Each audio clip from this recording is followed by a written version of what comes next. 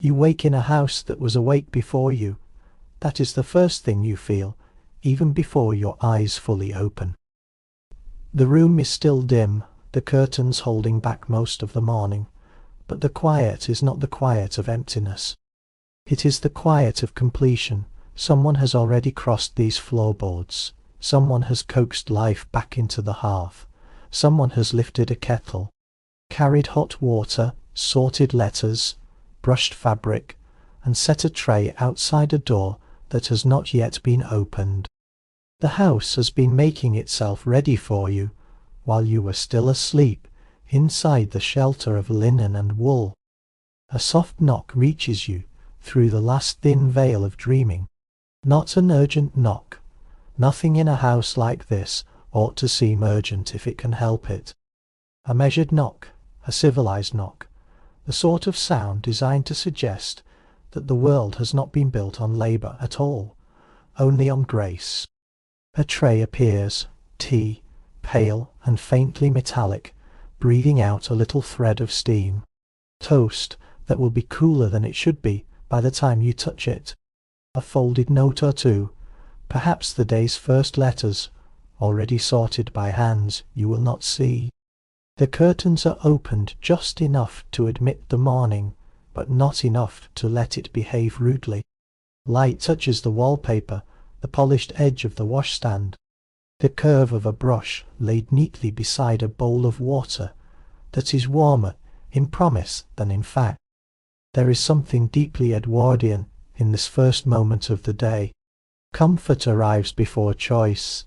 Ease arrives already arranged. Even solitude has been prepared for you by someone else. The room is handsome and still.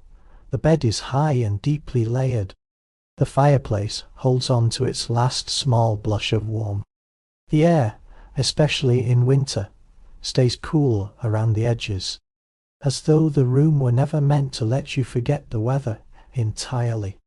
Your feet search for slippers that have been placed exactly where your feet are expected to search. Your hand reaches for tea that somebody else poured and carried and balanced and presented as though it had drifted here by good manners alone. If you lie still for another moment, the house begins to gather around you more clearly. A footstep passes in the corridor, then another, softer still. Somewhere at a distance there comes the faintest metallic answering sound, not from the room but from deep within the building, where bells report desires to unseen parts of the day. Far below there is a suggestion of coal, a low kitchen heat, the smell of bread not yet served to anyone who counts as being awake in the formal sense. The house is not quiet because nothing is happening. It is quiet because everything is happening in its proper place. And for tonight, that is all we need to understand at first. We do not need the whole map at once. We only need this one room, this one cup of tea, this one waking body, becoming aware that the day has already been assembled around it. We can let the house reveal itself in the same order. It reveals itself to those who live within it. One polished surface, one half-heard footstep, one small ritual at a time. There is no hurry. Houses like this are built to make haste look embarrassing. The morning may be moving, but it moves with a practiced hand, and if you listen closely enough, you can hear the difference between stillness and maintenance. So, you sit up slowly and let the blanket fall back. The lace at the pillow edge catches the light. Your breath does not quite show, but the room keeps a chill in reserve. The tea steadies in its cup. The fire gives a small inward sigh. Beyond the door, the day waits not like a surprise, but like a script. And yet, there is softness in it. There is softness in the careful tray, the adjusted curtains, the folded newspaper, the brush set out like an instrument in a quiet ceremony. Before the house asks you to play your part, it allows you this pause, this suspended moment between being served and being seen, between sleep and posture, between the private body and the public day. If you stay within that pause just a little longer, the house begins to breathe more fully around you. The corridor leads away into rooms that are waking by degrees. The staircases hold their separate traffic. The bells below stairs wait and answer. Somewhere beyond these walls, a larger city is already in motion, but inside the house, the morning is gathered, filtered, and softened into domestic form. That is the first gift of the day, and perhaps also its first disguise. The house looks peaceful because others have been working within it for hours. That is the second truth, and once you notice it, you begin to see it everywhere. In the room above stairs, where waking is softened into ceremony, each object seems to have placed itself neatly in relation to your comfort. The dressing gown lies where a hand can find it without looking. The hairbrush and comb rest side by side with the kind of order that suggests not tidiness but foresight. The basin on its marble stand catches a pale sheen from the window.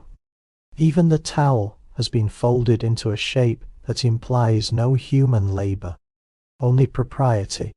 And yet below your floorboards there has already been heat, ash, haste, and raw skin. Long before this tray reached your bedside, another girl may have been lifting a scuttle of coal that seemed heavier than the hour deserved. Long before the curtains stirred here, someone had been standing in a kitchen, washed with firelight rather than daylight.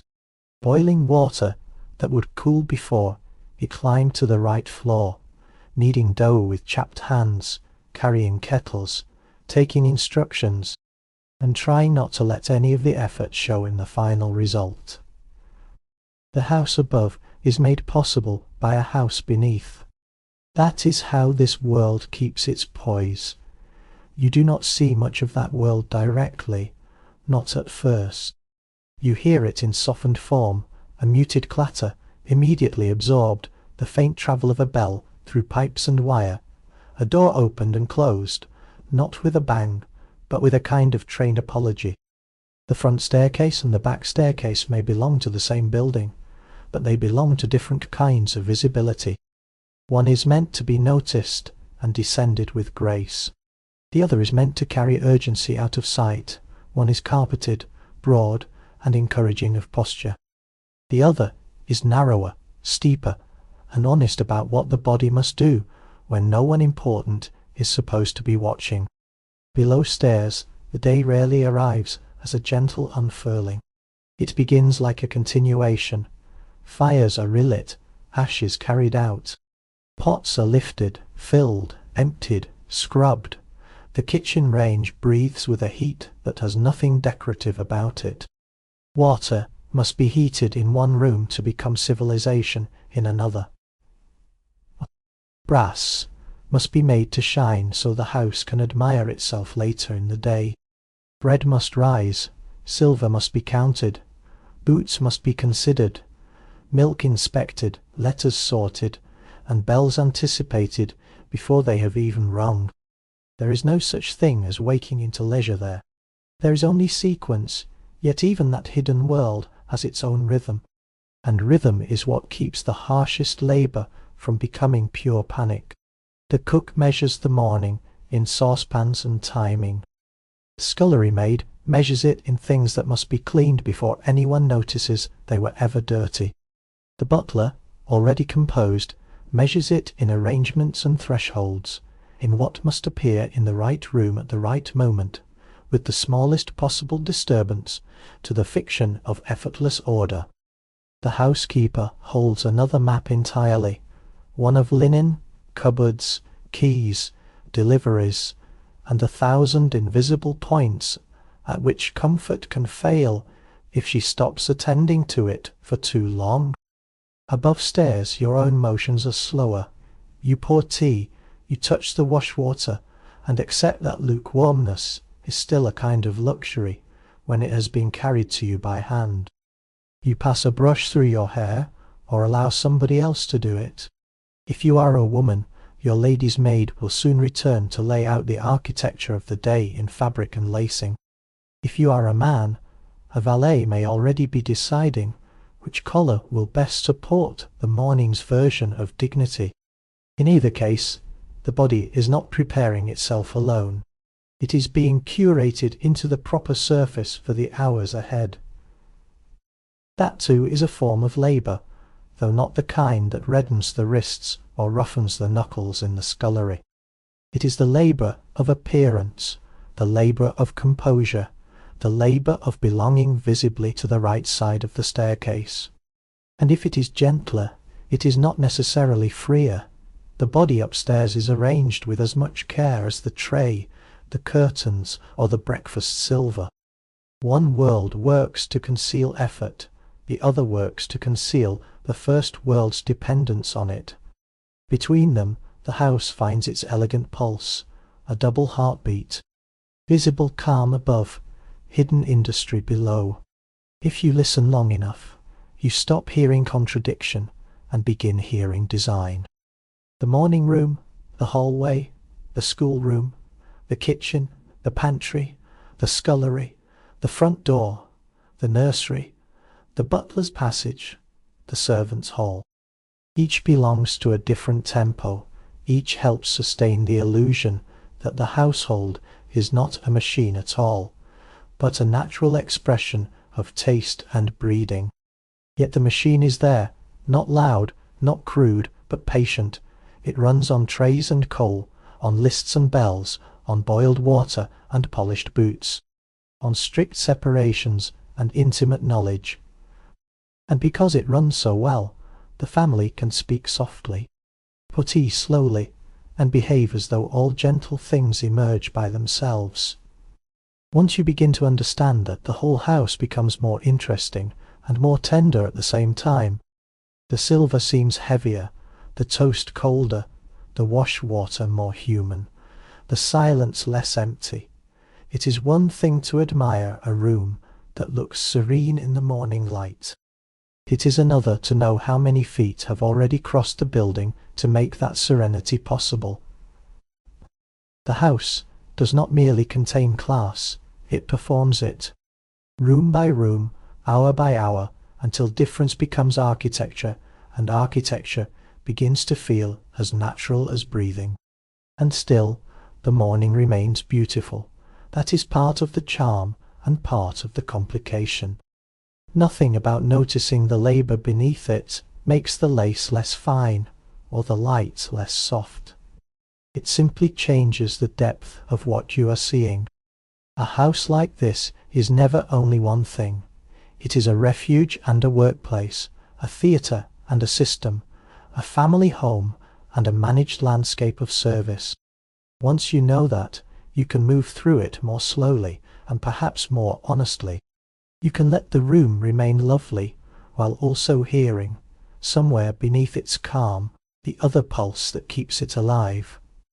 By the time breakfast is served, the whole house has taken on that most Edwardian of expressions, composed, fed on effort, and pretending not to be hungry for anything larger than marmalade. You come downstairs when the clock suggests that coming downstairs would look natural. That too matters. No one ought to appear overeager for breakfast in a house built on timing. To arrive too early implies impatience. Too late suggests self-importance or disorder.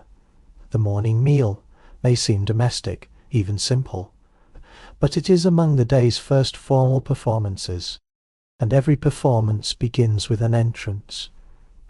The breakfast room is brighter than the bedroom, but not severe. Curtains are drawn to admit the proper amount of grey English morning. Silver catches what light there is and answers it politely. The table has been laid with a care that tries hard to look effortless. Cups wait. Beside saucers, toast stands in a rack whose design seems to value propriety over heat.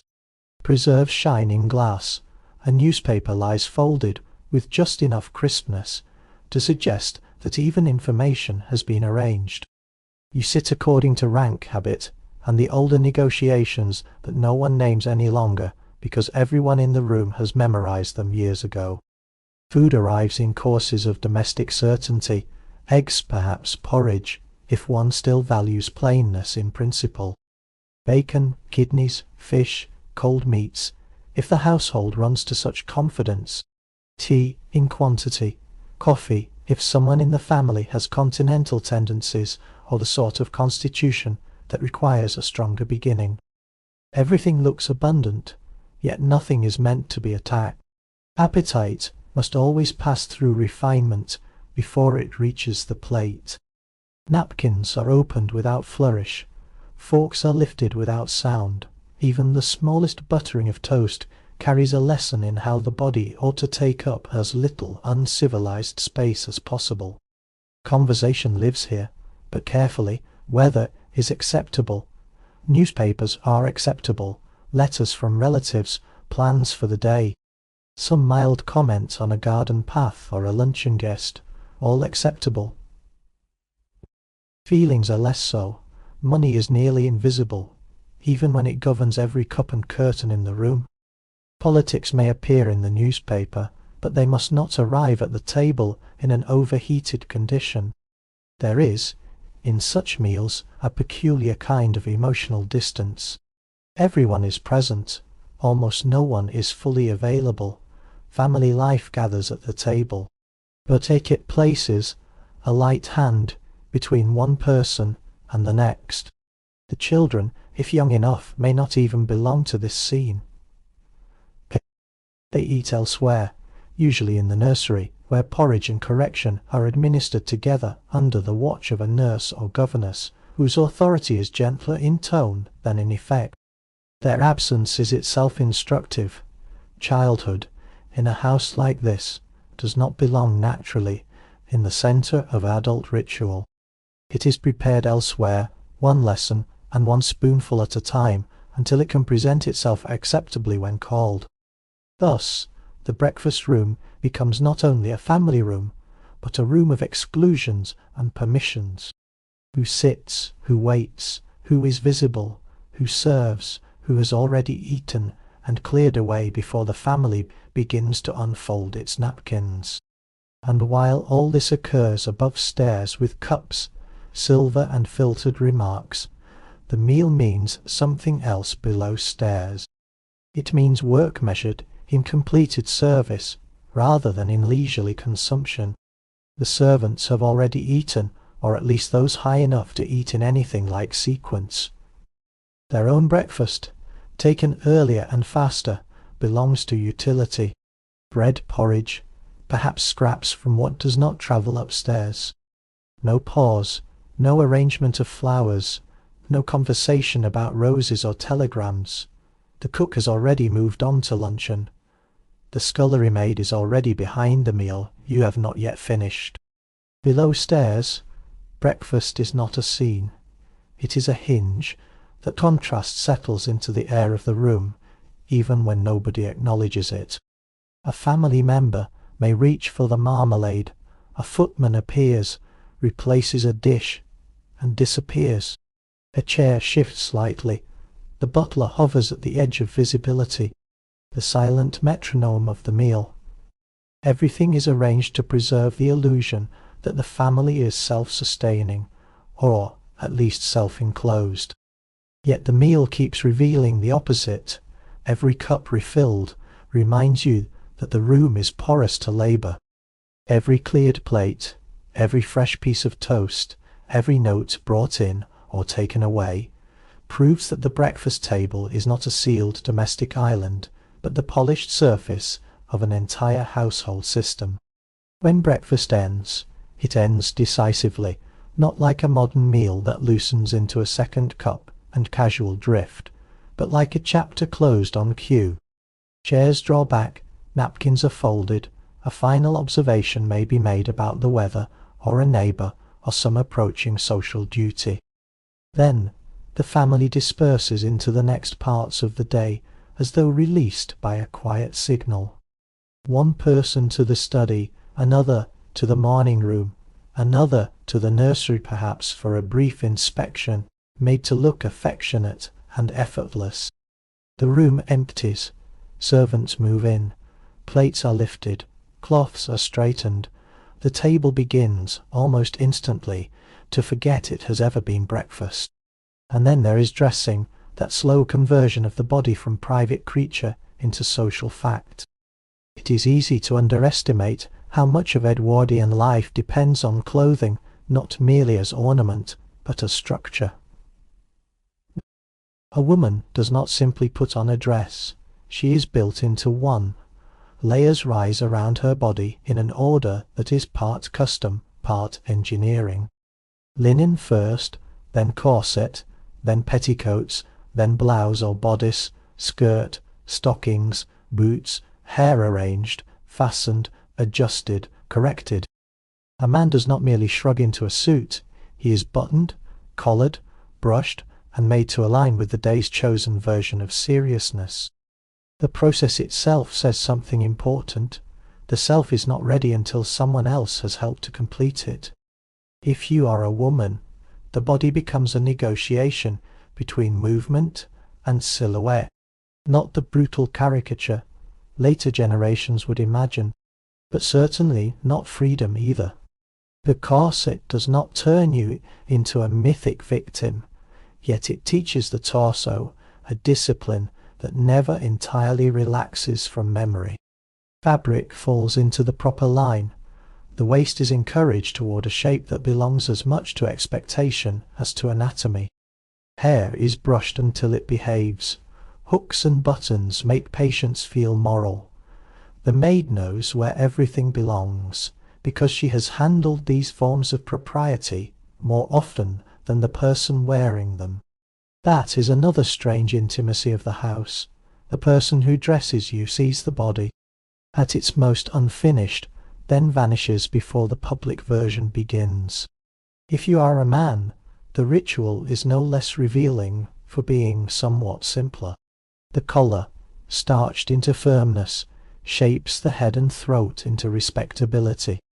A tie or cravat is tied with care, cufflinks are chosen, boots are polished until they declare not merely cleanliness, but exemption from rough labour. A coat finishes the argument.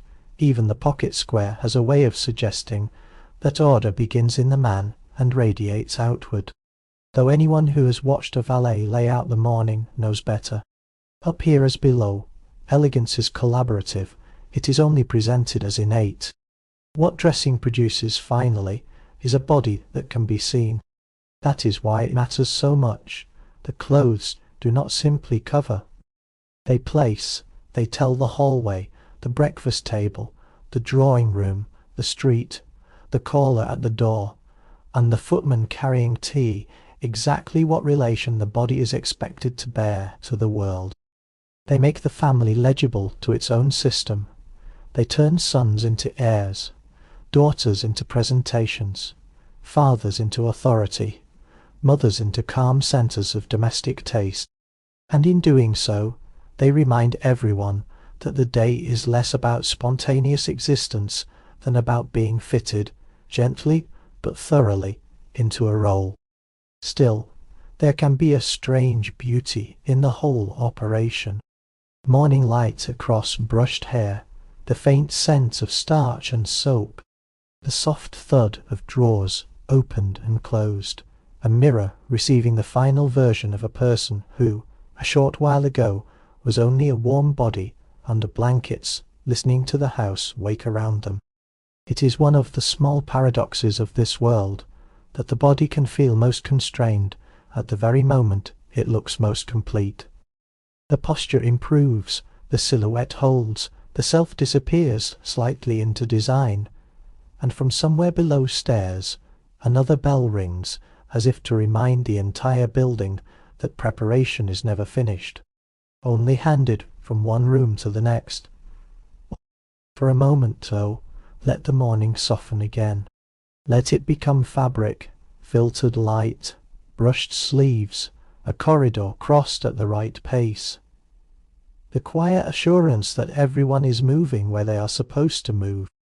Not every part of the day needs to be read as tension.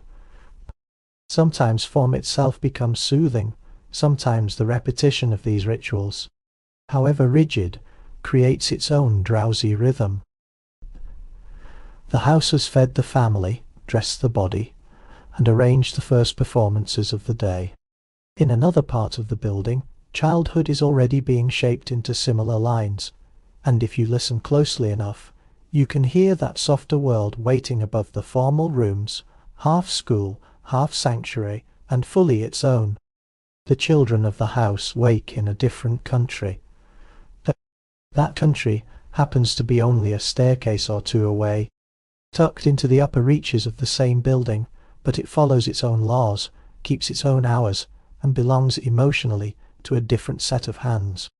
If the breakfast room is where family presents itself, the nursery is where family is manufactured more quietly, by women whose names may not survive in the family history, but whose voices shape the earliest memories of everyone who will later inherit silver and opinions. The nursery is never merely a room. It is usually a cluster of rooms, one for sleeping, one for lessons, one for play, if the house is large enough, all smelling faintly of warm milk, soap, starch and wool, drying by the fire.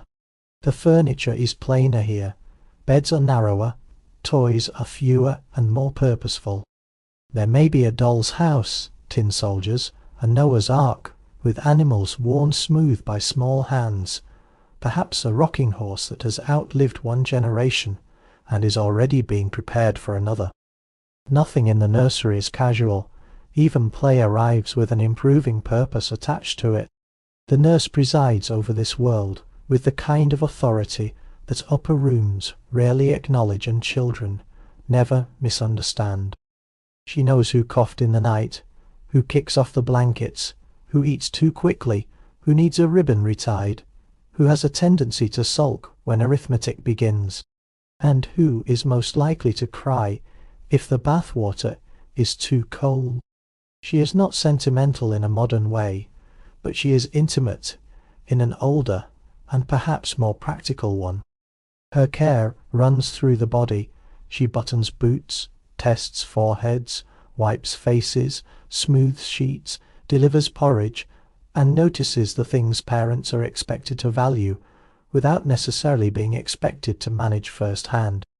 Then there is the governess, or, in smaller households, some combined figure who teaches as well as tends.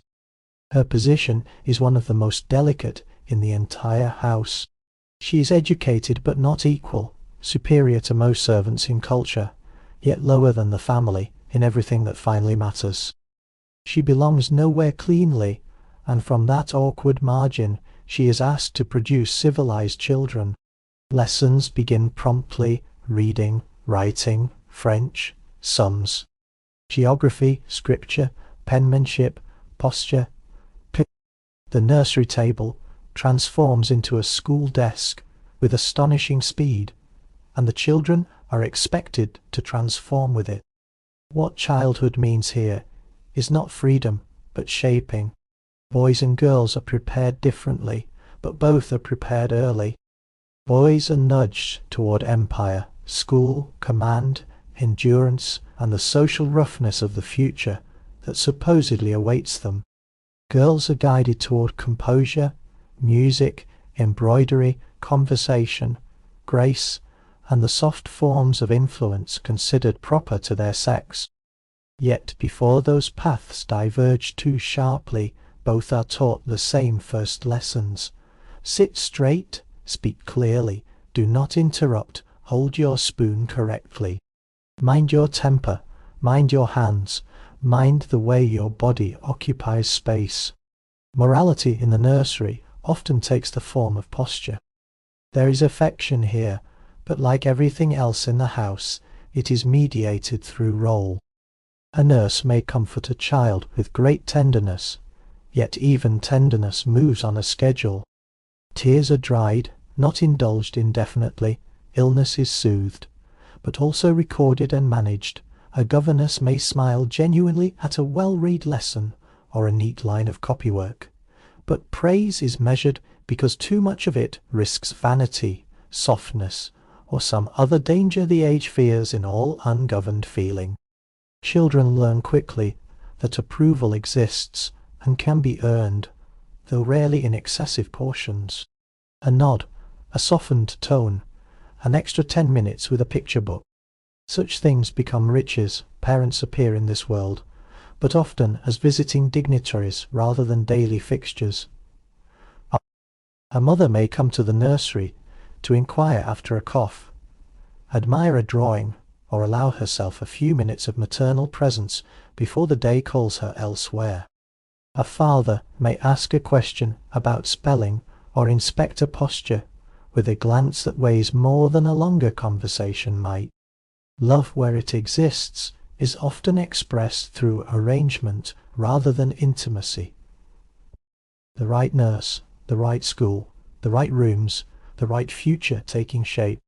It is possible to care deeply for a child while spending less time alone with them than the woman who brushes their hair before bed. This distance leaves a curious mark on the whole house. Family life feels both central and strangely indirect. Children matter immensely, yet their daily emotional weather belongs more often to staff than to parents. The nursery becomes a sealed climate in which private alliances form. Siblings whisper after lights out, secret games develop under tables. A toy acquires a mythology, a crack in the wardrobe becomes a place where imaginary creatures might live. The adults below speak of duty, rank, and the season's visitors, but above them another society exists, one built out of half-heard stories. Strict routines and small rebellions against being constantly shaped. And the shaping never quite stops. Walks are supervised. Clothing is practical, starched, and often mildly uncomfortable. Hands are washed briskly. Hair is brushed into obedience. Meals are plain but proper. A spilled cup can be made to feel like a moral event. A crooked curtsy or an untidy bow is corrected, because the body must learn its place before the mind can even question whether it agrees. Some houses teach children to enter rooms already prepared for the audience of adulthood. The drawing room may be visited like a foreign capital, where one is expected to appear polished and leave quickly. Still, if you listen with patience rather than judgment, the nursery is not only a place of repression. It is also one of the few rooms in the house where imagination survives openly. The toys are named, the schoolroom globe becomes an adventure before it becomes empire. Rain on the windows can turn an afternoon lesson into something nearly cozy. The nurse's lap, though not always available, can feel like the truest form of shelter in a world otherwise arranged by decorum. Children are always better than adults at discovering warmth inside systems, not built for warmth. They make kingdoms out of corners, dramas out of dolls, freedom out of moments in which no one is looking directly at them. By the time the children are presented downstairs, if they are presented at all that day, they have already lived through an entire private civilization. They arrive brushed, corrected, tidied, and translated into acceptability for adult consumption. A parent may notice how much a child has grown without having witnessed the day's tears, laughter, laziness, cleverness, pettiness, or wonder. It is one of the quiet sorrows of houses like this that everyone may be loved, and yet not fully known by those who love them most officially. Roles keep affection in order, but they also keep it at a distance. That same ordered distance extends outward through the adult day. Once the nursery closes itself again, and the children return to their own orbit of lessons and supervised recreation, the house releases the adults into theirs. The master disappears into the study, or out toward the club or estate business, where masculine authority can be performed in smoke, newspapers, and lightly managed concerns. The mistress turns toward the social weather of the day, toward calls, letters, or the quiet management of luncheon and flowers. The servants continue to pass beneath both worlds, carrying trays, lists, and the fact of labour itself, from room to room. Everyone belongs to the same house. Almost no one belongs to the same rhythm. If you move from the nursery to the study, the shift is not merely architectural. It is a change in the kind of seriousness the house expects. The study smells of leather paper, pipe smoke, and controlled abstraction. It is one of the few rooms where a man may appear occupied by thought, and have that appearance count as work, even when the thought itself is uncertain or pleasantly vague. Here he opens the post, reads the paper, writes a short note, reviews an estate matter, perhaps lingers over a ledger or a club circular. The room confers gravity simply by existing. It lets idleness wear the mask of responsibility, and turns a quiet chair by the fire into a symbol of governance. Meanwhile, elsewhere in the house, the cost of all this seriousness remains stubbornly physical. In the scullery, hands are still in water. In the pantry, the butler still counts and checks. In the schoolroom, a child is still tracing lines that must be straight if the soul is to be considered in order. That is what gives the Edwardian household its strange completeness. It does not rest on one kind of effort, but on many. Some are intellectual, some aesthetic, some bodily, some invisible, some performed, some endured. And because each room insists on its own style of labour, the house can appear effortlessly whole. Let the morning widen slowly into that knowledge. Let the play. Children retreat again to their upper world of copybooks, socks, moral tales, and guarded freedom. Let the adults separate into their polished trajectories. Let the house keep everyone in orbit, not with cruelty exactly, but with such practiced certainty that deviation feels almost impossible. It is not yet noon. The light is still clean. Somewhere in the pantry, a list is being checked. Somewhere in the nursery, a child is staring out of a window and imagining a life with less supervision. Somewhere in the study, a letter is being opened as though it matters enormously. And through all of it, the house continues to breathe in its quiet, divided way, holding affection and distance, routine and longing, within the same walls. By midday, the house has shed the freshness of morning and settled into something more practiced. The first glow of waking is gone. In its place comes the long, composed middle of the day, where appetite, social obligation, and architecture all begin to work more visibly together. If breakfast is intimate and half-lit, luncheon is brighter and more declarative. It belongs to the hours when a household must be seen to be functioning well, when surfaces are judged not in the forgiving light of dawn, but in the steady light of afternoon. Luncheon is often described as a lighter meal, and in one sense it is. It lacks the full ceremonial grandeur of dinner.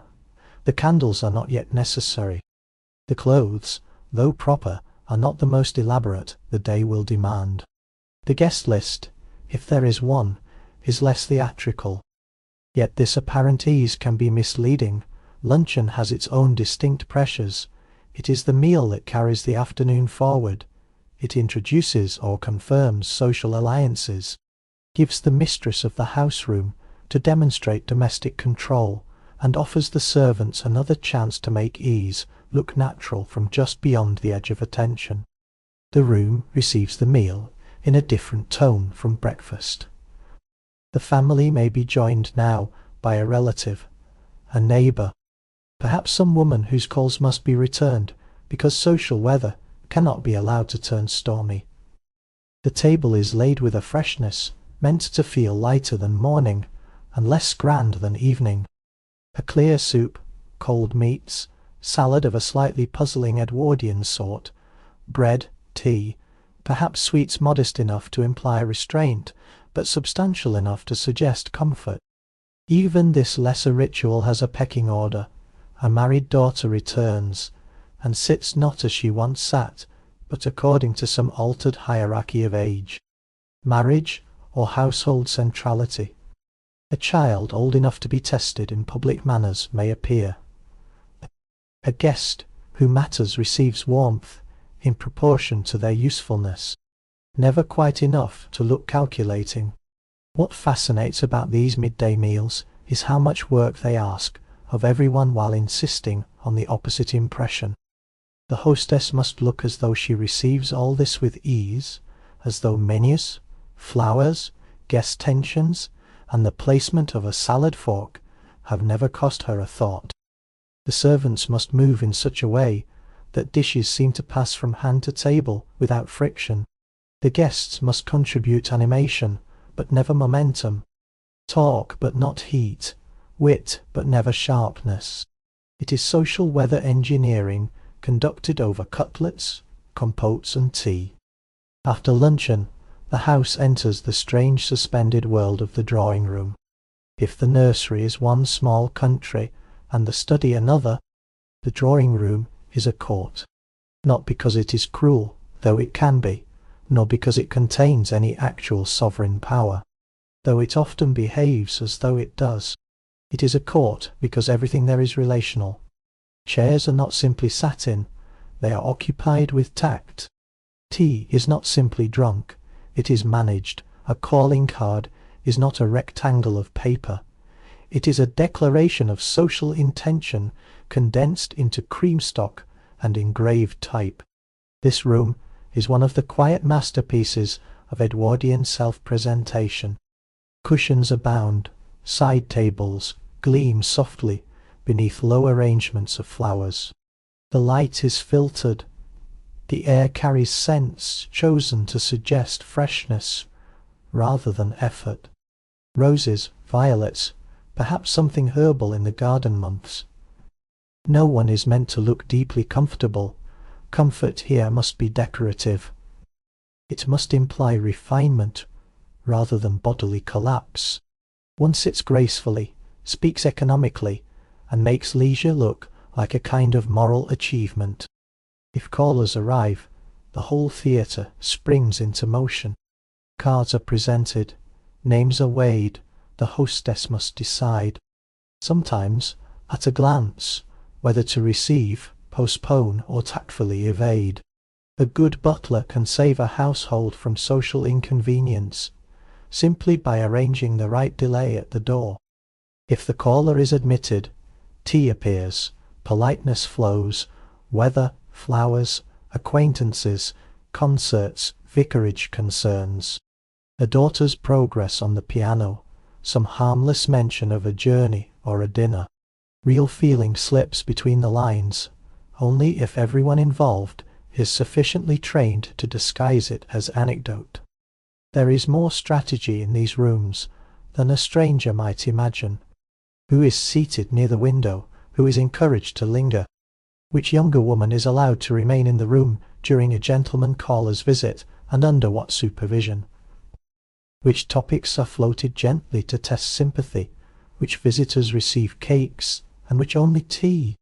Such things may sound trivial from a distance, but in a society made of gradations and appearances, triviality is often where power rests. The drawing room may be upholstered in softness, yet it is not a room free from consequence. And still, it can be beautiful, that must not be lost. Afternoon, light across a polished piano, the faint clink of china, the careful bend of a wrist while pouring tea, gloves removed, finger by finger, and placed beside a saucer. A visiting hat, laid down like a small absurd monument to public selfhood. The slight relief that comes when the conversation settles into harmless waters, and everyone seems, at least for 10 minutes, content to remain on the surface. Beauty and constraint live together in this room so comfortably that they begin to resemble each other. For those not at the centre of this social ballet, the afternoon means something else. The butler patrols timing. He knows which visitor ought to be received with real warmth, and which must be managed. He knows when the silver should appear brighter, when the footman should hover, and when he should melt into the doorway.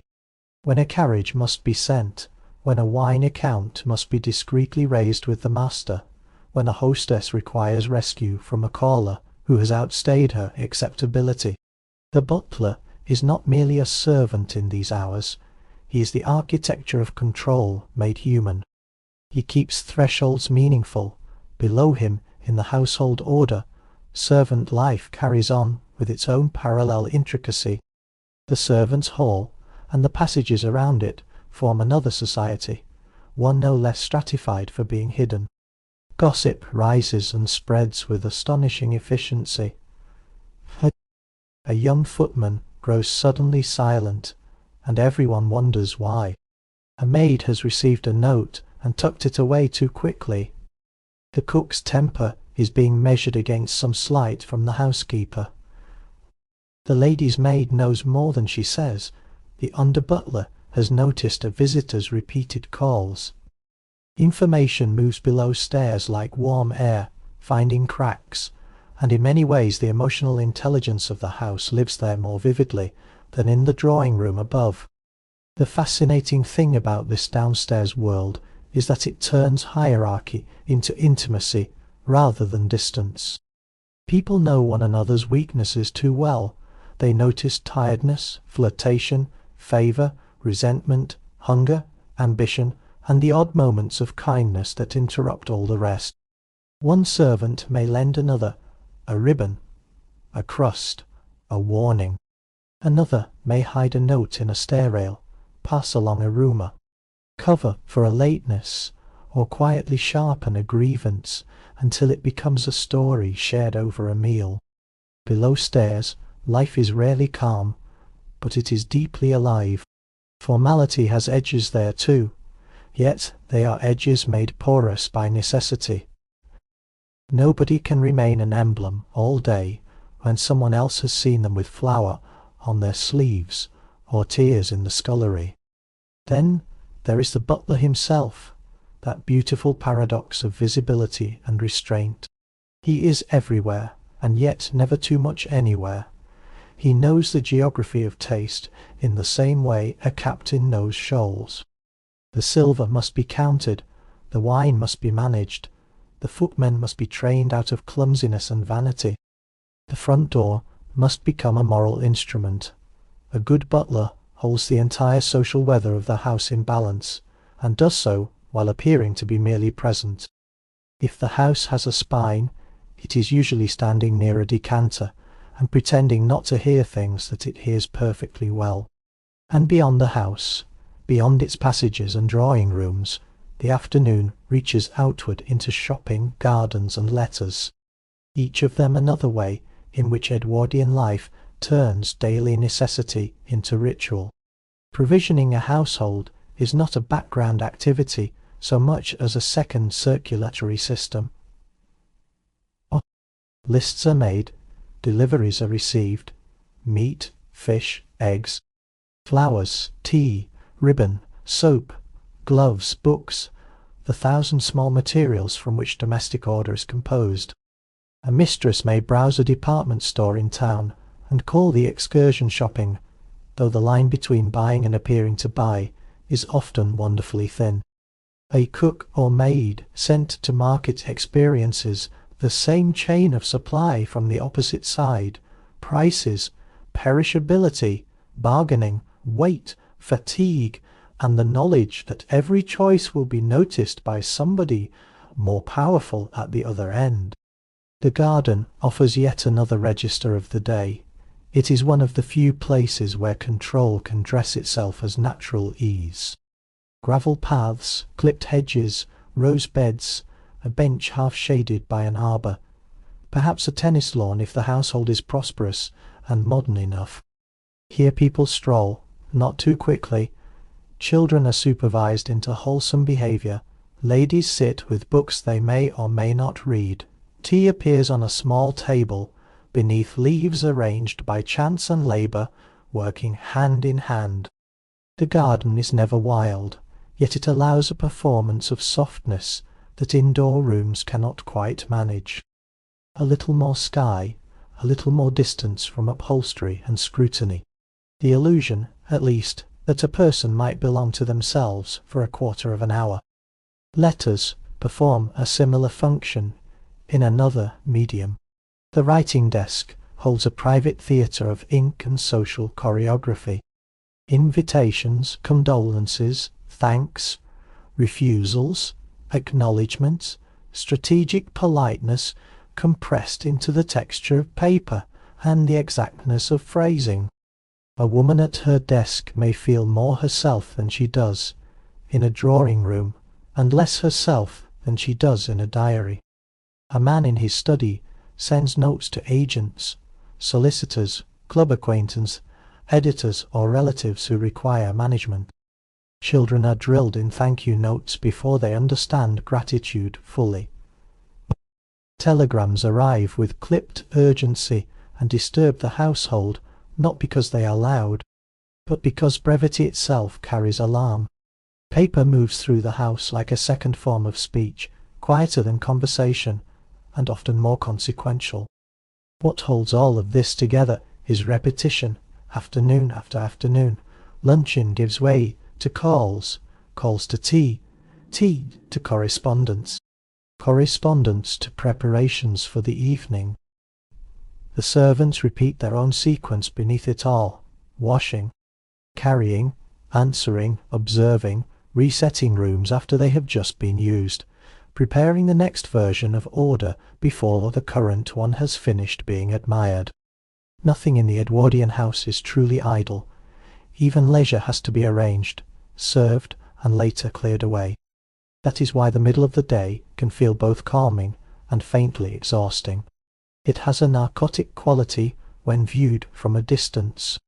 The rooms are pleasant, the voice is controlled, the flowers fresh, the pace unhurried. Yet beneath that gentle surface is a dense weave of decisions, labour, and mutual watchfulness. Perhaps that is what makes it so suited to being remembered. So much effort devoted to making effort disappear. So much life hidden inside the phrase, "Nothing much happened this afternoon." As the day leans toward evening, the light begins at last to help everyone. Shadows soften distinctions that noon had sharpened. Surfaces grow kinder, voices lower. Even the rooms seem to understand that they are approaching the part of the day in which performance will reach its fullest expression, and then, finally, begin to unravel. The house has spent all afternoon preparing its next transformation. Soon candles will be lit, clothing changed, courses planned, names placed, and the domestic machine will gather itself into its most formal shape. But for a few moments more, the afternoon lingers in its upholstered half-light, full of cards, whispers, errands, and the quiet weight of things that must still be made ready before the gong calls everyone back into view. By evening, the house has gathered itself into grandeur. All day it has been preparing in fragments, a polished spoon here, a menu there, a letter sent, a dress brushed, a flower rearranged, a decanter checked against an inventory, a guest expected and quietly placed in the mind before being placed at the table. Now those fragments begin to close around one another, like the pieces of a music box coming finally into tune. Dinner is not merely another meal, it is the hour in which the house presents itself most fully as an idea. The transformation begins before the first lamp is lit. Upstairs, clothing reappears, not as the practical surface of the morning, but as something more ceremonial. A man is reconstructed into black tailcoat, white waistcoat, cufflinks, correct shirt front, polished shoes, the whole severe architecture of evening respectability. A woman is transformed with greater ceremony still. Hair is redressed, jewels emerge, silk or velvet receives candlelight differently from wool, and the house knows it. The bodice closes, the sleeves settle, the skirt falls into the room with a softness that has taken an astonishing amount of effort to achieve. Evening dress does not ask whether the body is tired. It simply insists that fatigue take a more beautiful shape. Downstairs the kitchen tightens. The cook moves through a final hour of concentration that resembles battle only because battle is one of the few things modern language offers that can match such sustained pressure. Sauces are watched, roasts judged, puddings timed, dishes warmed, plates prepared to travel upstairs in a sequence that must appear calm at the point of service, no matter what confusion lies behind the swing door. The scullery remains in motion, like a dark engine at the edge of the feast. Water boils, pans return, knives are wiped, trays go out and come back like tides. Everything depends on precision, but nothing is allowed to look mechanical once it crosses into the family's view. The gong, when it sounds, changes the entire emotional temperature of the house. Even people who have been waiting for it behave as though they are being graciously surprised. Guests gather. The drawing room reshapes itself into a holding space before the real performance. Sherry, perhaps a small careful circle of talk, a glance at the clock, then doors open and the dining room receives them in light. Candles or shaded lamps, polished silver, crystal, flowers low enough to permit eye contact but high enough to declare taste. Cards placed, chairs drawn back. The room does not simply contain dinner. It performs the possibility that human life can be ordered into brightness and sequence for a few impeccable hours. Here the house is at its most visibly theatrical. Courses move in procession, soup first, then fish, then an entree, then roast, then remove, then sweets, then fruit, cheese, wines. A table can tell a social story simply by what arrives and when. The butler conducts this story almost invisibly. Footmen become extensions of timing. Guests perform appetite with restraint. Conversation follows patterns so long established that they almost feel like instinct, though instinct has very little to do with it. One speaks to the person on one side, then the other. One does not seize the room. One does not speak too loudly. One never salts before tasting. One never mistakes relaxation for informality. To dine beautifully is to prove one belongs to the entire world that made such a meal possible. And yet no one belongs to it without effort, not even those who look born into ease. The hostess must monitor temperature, pacing, conversation, friction, possibility. Is the guest to her left being neglected? Is the person at the far end drinking too quickly? Has the young man opposite the younger daughter become too animated? Is the room bright enough? Has the fish come at the right warmth? Such questions move silently behind the face she presents. The host performs a parallel labor, one of authority, ease, and just enough conversational gravity to make the table feel purposeful rather than merely fed. The guests do their own work as well: charm, response, modest brilliance, tact, display without vanity, appetite without greed, amusement without surrendering too much of oneself. It is astonishing how much strain can be hidden beneath a napkin folded correctly on a lap pot. There is beauty here too, of course, and not only a spectacle. There is beauty in the rhythm of courses, in candlelight, caught at the edge of a glass, in the warm human fact that for all the social calculus at work, people still gather to eat. There is beauty in the temporary community of a table, even one burdened with rank and expectation. Someone laughs more sincerely than they meant to. Someone forgets themselves for a moment, while describing music, weather, travel, a dog, a book. A child's training in posture begins to make sense when the body finally succeeds in moving with quiet assurance through a room built to evaluate it. There are moments in which even this most theatrical of household rituals allows a person to feel not simply watched, but held in the glow of company. What happens after dinner may be gentler still. The men may withdraw briefly for port or cigars. though even there the room remains structured by rank and habit. The women return to the drawing room, where the lamps have been lowered a little, and tea or coffee waits. Then the groups rejoin, and the evening turns into its softest public form. Cards may appear, a piano may be opened, someone sings or plays. Never with the abandon of real privacy, yet not without feeling. A young woman at the keyboard becomes, for a few minutes, more than an ornament if the room is kind enough to let the music stand. Someone reads aloud, someone else pretends to listen more carefully than they are.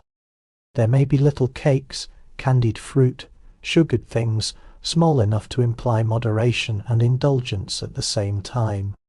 It is in these after-dinner hours that the house comes closest to tenderness in public.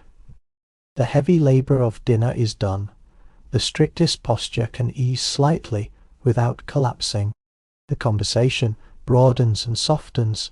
The younger people, watched, but not as hard as earlier, may find a little room for flirtation, so slight, it hides inside ordinary politeness. A hand passes cards, a piano bench is shared, a joke lingers a second longer than it would have at table. The fire settles lower, the room's edges become more forgiving, if the afternoon drawing room is a place of surveillance disguised as leisure. The evening drawing room is a place where the strain of surveillance has grown a little tired, but the softness above is mirrored by another kind of relief below. Once the family has been served and the flood of dishes has at last begun to recede, the servant's supper becomes possible. This meal is not grand, but it may be the day's most honest. The servants' hall receives tired bodies in ranks that still matter, yet fatigue loosens some of what daylight kept taut. The butler at the head, the housekeeper near him, the cook radiating spent authority, then the rest in descending order. Plain food, hearty food, food that intends not performance but repair. Chairs scrape without scandal. Voices can rise a little. Gossip, withheld all day, or shaped into whispers between errands, can broaden into stories. The room becomes more human, the less decorative it is. There is even at times laughter, not because service has become easy, but because difficulty shared long enough becomes one of the few reliable materials from which fellowship can be made. Someone recounts a guest's absurdity, someone mocks, softly, a footman's vanity, or a housemaid's doomed infatuation. The cook may soften by 1 degree, and slide an extra spoonful toward the girl who worked hardest in the kitchen. A first footman may discover that in his exhaustion he has become almost kind. Such moments are small. They do not change the order of the house. Yet they matter precisely because they do not pretend to. They are comforts without illusion. The younger servants may hold cards, sing quietly, exchange stories, or simply sit for a minute longer than necessary before the next task calls. Because the tasks are not over, boots still require cleaning, fires must be checked, candles must be snuffed in the right rooms at the right times. Doors must be fastened, a tray may still be needed upstairs. The hall boy, where such a figure exists, moves on the lowest edge of this entire domestic machine, carrying the afterlife of the day in chamber, pails, scraps, ash, and the jobs no one else wishes to remember exist. Even the house's waste leaves by rank. When at last the guests depart, and the front door closes behind them, the house experiences a peculiar relief. The rooms are disordered just enough to prove they have been used. A chair has turned slightly, a card has been left on a table, the fire is lower, tea has cooled, someone's perfume remains in the air after the person has gone. The performance is over, but its traces remain for a little while. These are often the most beautiful minutes in an old house, when ceremony has ended, and the objects begin to relax before they are restored to correctness. This restoration happens quickly, The butler oversees. Silver is counted. Cloths are changed. Glass is collected. The kitchen makes its final effort. A maid brushes crumbs from a surface that looked impeccable only an hour ago. Another folds away some small sign that company had ever existed there. The household, in effect, erases its own memory, so that tomorrow's elegance can present itself as fresh. Yet not everything is erased. The servants carry stories. The family carries impressions. The hostess carries a list of subtle successes and small regret. The children, if they caught any glimpse of the evening at all, carry its glamour upward into dreams. They are not yet old enough to interpret. And then comes the last phase of the day, the unfastening. One by one, the public roles begin to come loose. Ties are unknotted. Jewels are put away. Gloves are removed. Hair is brushed out. Warm water is carried. Doors are checked. Curtains drawn.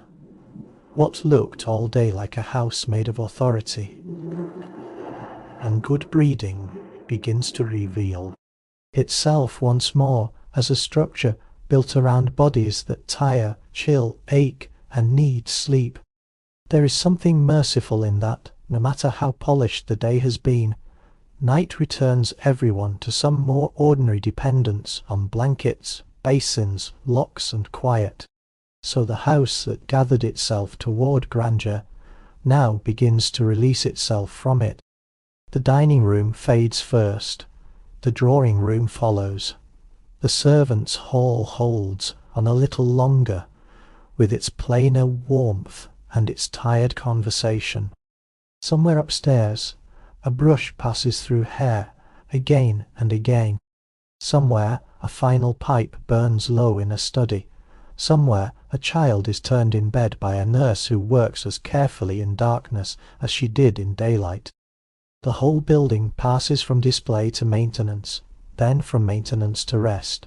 And if you listen very softly at this hour, you can hear the difference between a house being admired and a house at last beginning to forgive its inhabitants for the performance they have all, in their own ways, just completed. Bedtime in a house like this is not the opposite of ceremony. It is its most private form. The public day ends, but it does not simply collapse. It is peeled away, layer by layer, with almost as much attention as it was assembled in the morning. In that sense, the house remains itself right up to the edge of sleep. It does not believe in abruptness. It believes in transitions disguised as inevitabilities. The bedroom receives the body again with a different kind of truth than it held at dawn. Morning had found the room already arranged for waking. Night finds it arranged for release. The fire may have been revived. A lamp is turned lower. Curtains are drawn more fully now, softening the window into dark cloth. A basin waits again, another bowl of water that will cool too fast unless used at once. A brush, a comb, a folded nightgown or nightshirt, bed slippers placed in patient relation to the bed. Even at the end of the day, objects still keep faith with order. For a woman, the ritual of undressing reverses the labour of the morning, but never entirely undoes its effects. Hooks are loosened, jewels disappear into velvet or boxes, sleeves are slid from the arms, petticoats lifted away, stockings rolled down, the body gradually returned from presentation to mere inhabitation. The corset, which has disciplined the torso all day, gives way with that particular mix of relief and lingering shape known to anyone whose clothes have taught their body how to hold itself. Hair, which may have spent hours under pins and expectation, is brushed out until it falls more naturally, though even nature here is often a managed thing. The maid's hands know the sequence so well that they seem to work in memory rather than thought. For a man, the process may be simpler, but it too reveals the day's structure by reversing it. Collar off, cufflinks set aside, coat lifted away, waistcoat undone. Shirt released from its declarative crispness, boots removed by another pair of hands, if the household runs to such service. A nightshirt or striped pyjamas, perhaps. The difference is not only between formal clothing and sleepwear, but between public authority and private fatigue. A man who has spent the day appearing to govern may sit now by a low fire and feel less like a figure and more like a body in need of rest. That is one of night's great equalizers. It reduces style to warmth. Hygiene, too, belongs to this hour in its own awkwardly intimate way. The Edwardian household stands on the threshold between modern plumbing and older domestic workaround. Some houses boast true bathrooms with fixed tubs and running water. Others still depend heavily on carried jugs, heated kettles, basins, and the faith that lukewarmness is better than nothing. There is no sleek modern bathroom waiting to dissolve the day in abundance. There is effort still, water heated below, carried above, towels warmed if someone was thoughtful, soap often harsher than one would choose today, but accepted with gratitude, because cleanliness has to be made from what exists. A face is washed, hands are rinsed, perhaps feet as well if the night is especially cold, or the day especially dusty. One does not drift into bed, one is prepared for it. Children in the nursery undergo their own quieter version of the same transformation. The bath may be a copper tub, drawn near the fire. Night clothes scratch a little until they warm to the skin. Hair is brushed, prayers or a hymn said perhaps, blankets tucked firmly. The nurse moves from bed to bed with the kind of repetitive care that makes even strict households feel briefly kind. A child who spent the day being corrected may be covered more gently than they expected. The world of rules softens strangely at the edge of sleep. But even the most disciplined house understands, on some level, that darkness makes everyone smaller. Below stairs, bedtime looks different again, and also not so different. The servants do not climb into bed immediately after the family's lamps dim. There are still the final labours no polished household ever acknowledges when admiring itself. Grates checked, embers banked, silver secured, doors locked, cloths rinsed, boots attended, pails emptied, the final debris of elegance guided quietly toward disappearance. The butler makes his last rounds. The housekeeper reviews tomorrow's needs against what remains in cupboards and storerooms. The cook finally lets the kitchen become merely a room instead of a battlefield. Somewhere, a scullery maid, hands smelling faintly of iron and onions, no matter how she washes them, has one last thing to scrub before she can belong to herself for a few hours. There is tenderness even here, though one must look at the right angle to see it. A servant keeping back a little heat for another's room. A woman in the kitchen slipping an extra crust or a spoonful of something sweet into a smaller plate. A housemaid lifting shoes not because the rule requires it, but because she knows whose feet hurt most after a long day of staircases. The large house, for all its hierarchy, also creates countless tiny opportunities for mercy. They rarely change the structure. They do, however, make it more bearable to inhabit. As the final tasks finish, the house begins to gather silence from its far edges inward. A corridor stills. A back stair holds no more feet for a while. The drawing room, which only a short time ago held card tables, low laughter and music, becomes a room of extinguished lamps and cooling upholstery. The dining room forgets the order of courses and becomes once more only polished wood and lingering scent. The study releases its tobacco into the curtains. The nursery settles into breath and occasional sleep talk. Bedrooms close around individual bodies and their different forms of tiredness. One can almost believe the house is exhaling room by room. And then there are letters. There are always letters in houses like this, if not written at night, then thought about, delayed, stacked, sealed, or remembered in bed. It is one of the quieter pleasures of the Edwardian world that paper offers a space for inwardness, even within extreme social choreography. A woman may sit at a writing desk before undressing completely, adding a note in a diary or drafting a letter she will rephrase in the morning. A man may finish a message to a steward or a club acquaintance and let the ceiling wax harden while the fire lowers. Children may have earlier bent over thank-you notes, without fully understanding how much of adulthood consists of replying properly to things one did not quite choose. Letters are the house speaking to the world in private sentences. The garden belongs to night as well, even though it has been associated all day with walks, tea, flowers, and carefully supervised leisure.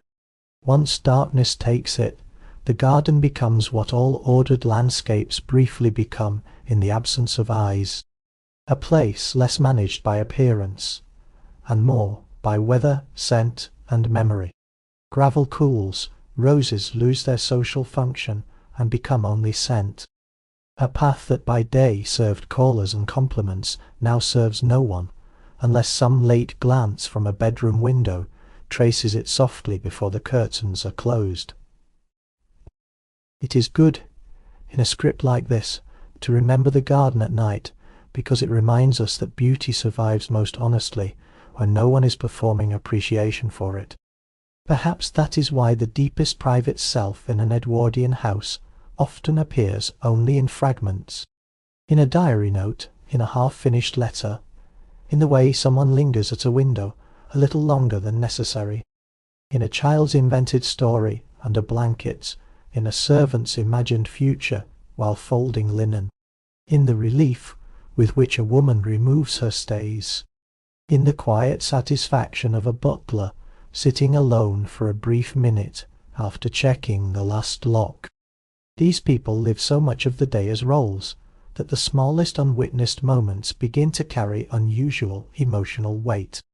One learns to value the interior life in teaspoons. That interior life is easiest to feel when the house has nearly gone dark. Then the clocks become audible again, the beams speak in old creaks, somewhere a pipe in the wall, or a settling board offers its own small complaint. Breath replaces conversation.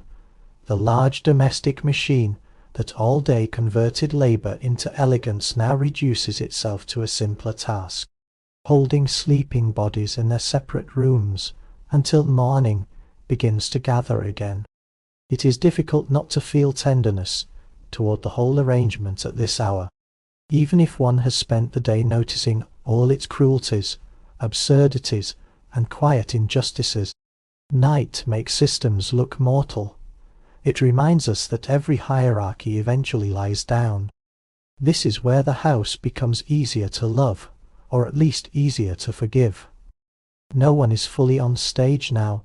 The mistress is no longer the perfect axis of calls and luncheon. The master is no longer a posture of authority behind a desk. The butler is no longer a moving measure of flawless service. The governess is no longer entirely poised between classes.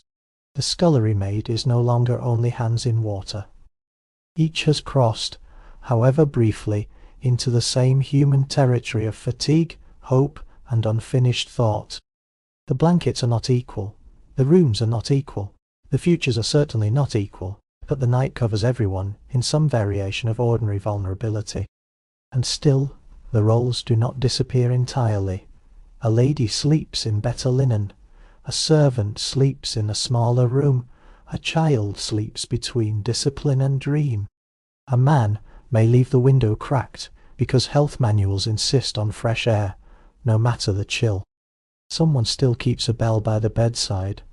Someone else still leaves boots aligned for the morning. The order of the house has not died.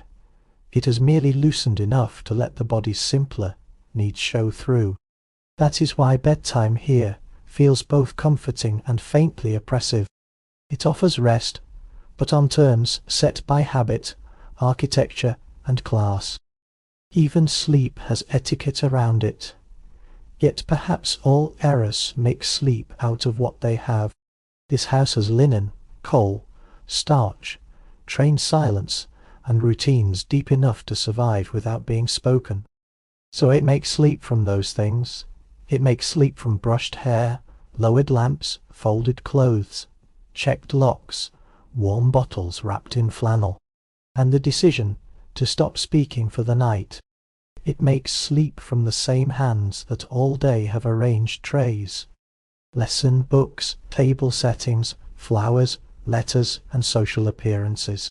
There is dignity in that, even if the dignity is often borrowed from labour, not one's own. As midnight nears, if the house is lucky, all that remains are low embers and clocks. A final servant step, a final whisper, a final settling of springs as someone turns in aid. Betty.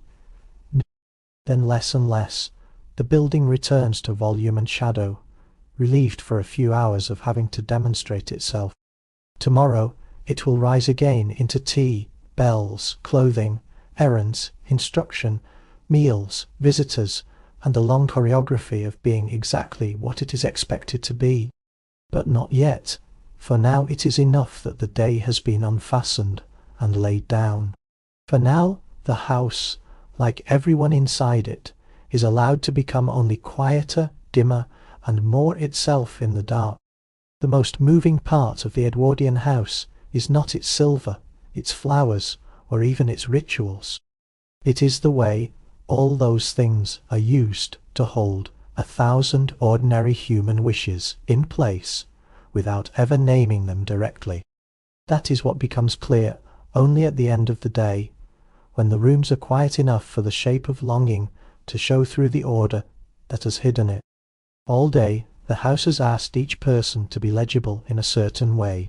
The mother must be composed, the father must be authoritative, the child must be promising, the butler must be immaculate, the governess must be educated and almost absent, the cook must be competent and mostly unheard, the maid must be present just enough to serve and absent enough not to disturb the illusion that service does not have a face.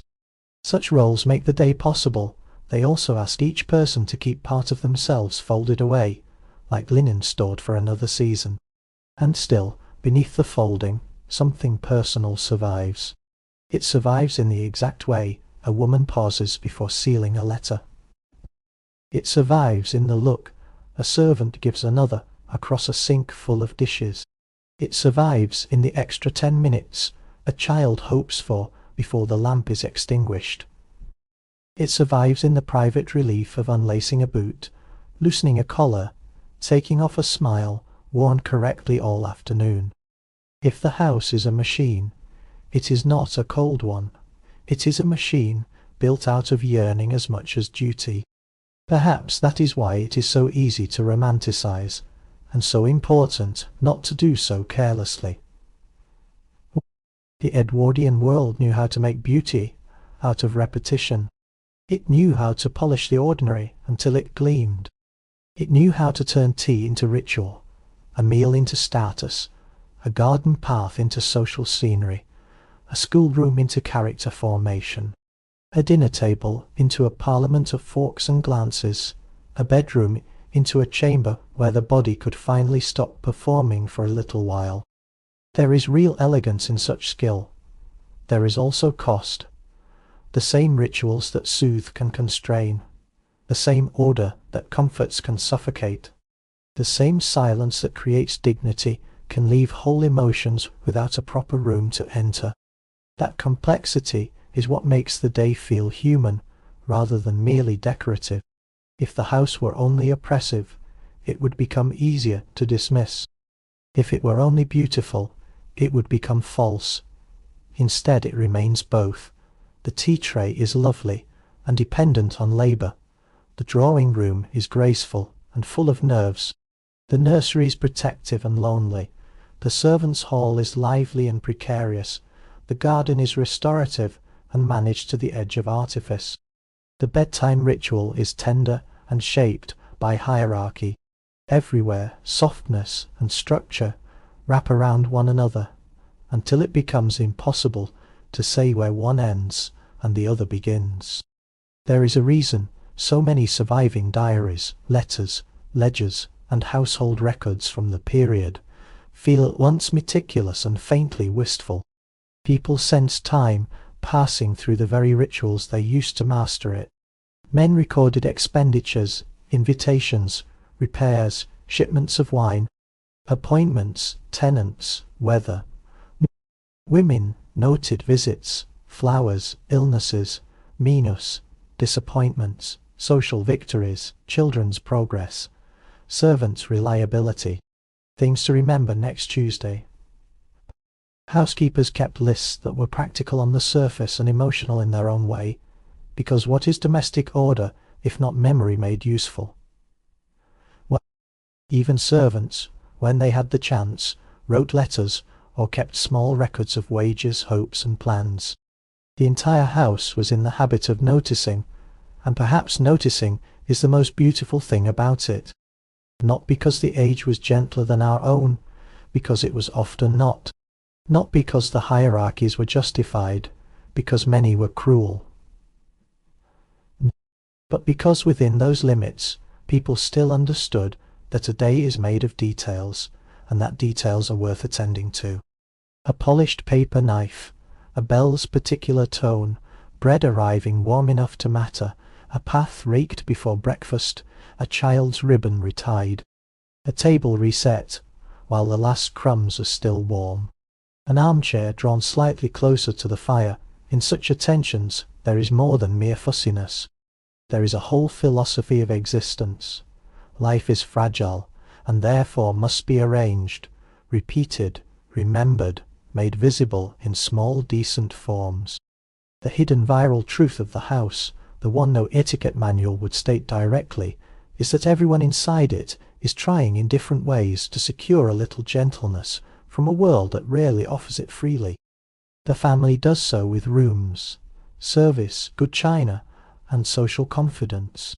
The servants do so with jokes, alliances, scraps, timing, and quiet acts of help that never make it upstairs.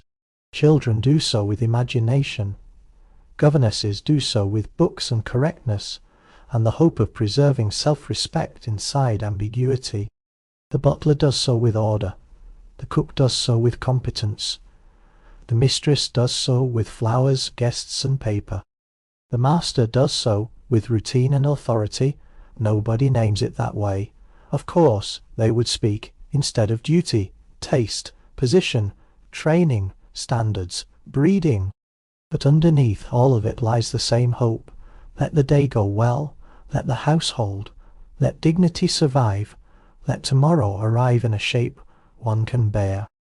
Seen that way, the Edwardian household becomes less a museum of manners than a great breathing-in. Structure of human compromise. People endure its rules, because the rules give form to their hopes. They resent those same rules because hope without freedom can feel like a lovely prison.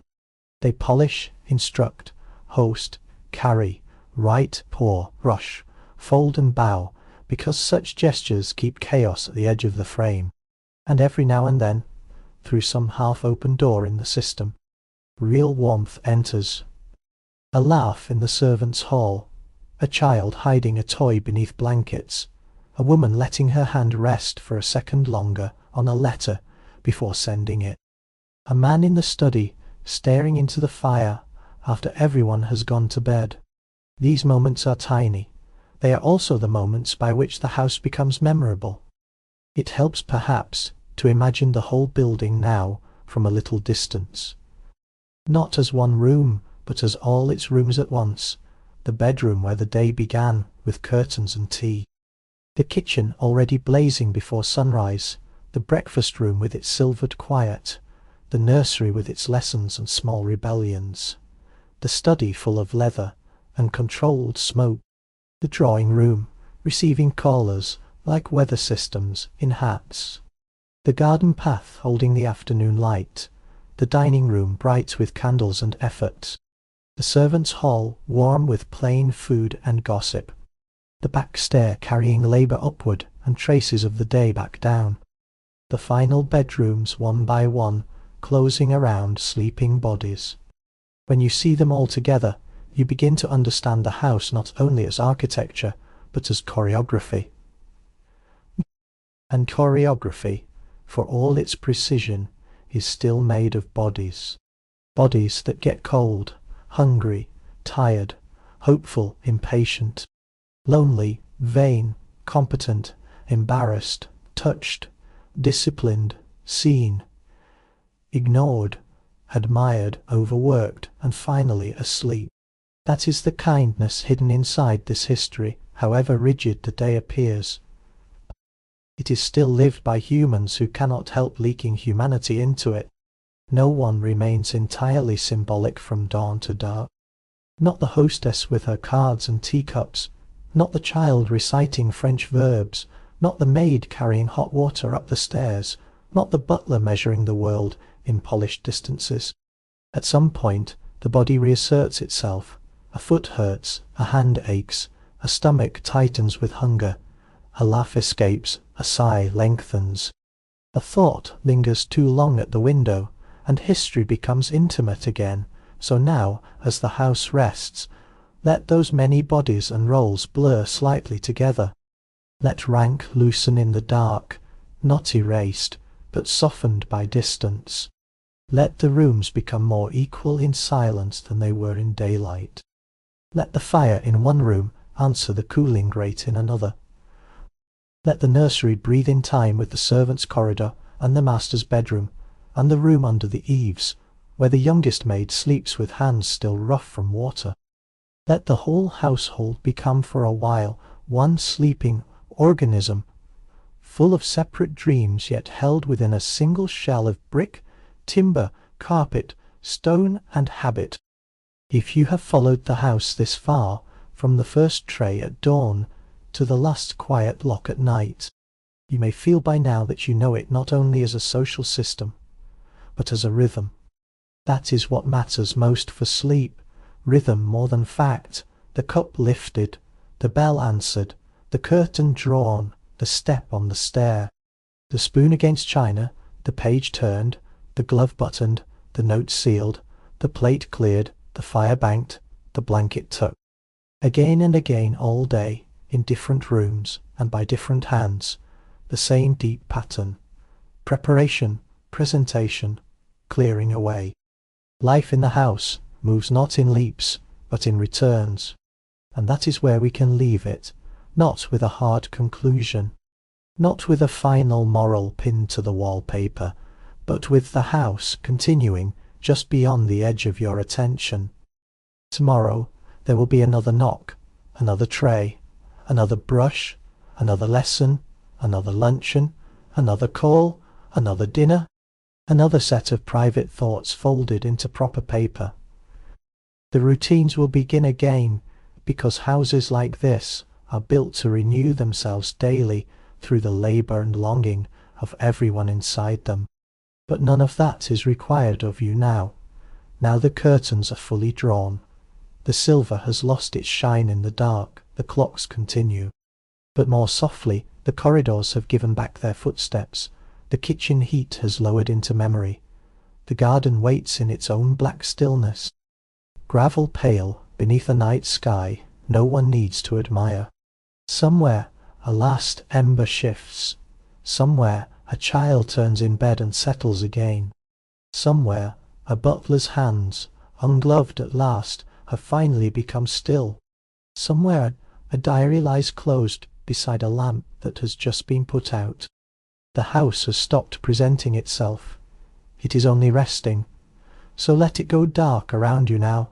Let the lace, the linen, the bells, the letters, the flowers, the coal, the polished wood, the nursery hush, the servants' whispers, the dining room candles, the slow afternoon calls, the strict collars and softened hair all drift farther away. Let them become part of one large sleeping house, no longer asking to be interpreted, only remembered faintly as warmth, fabric, steps and light. Tomorrow belongs to another day and another century. Tonight belongs only to quiet, to blankets, too, the last soft creak of a settling beam, and to sleep.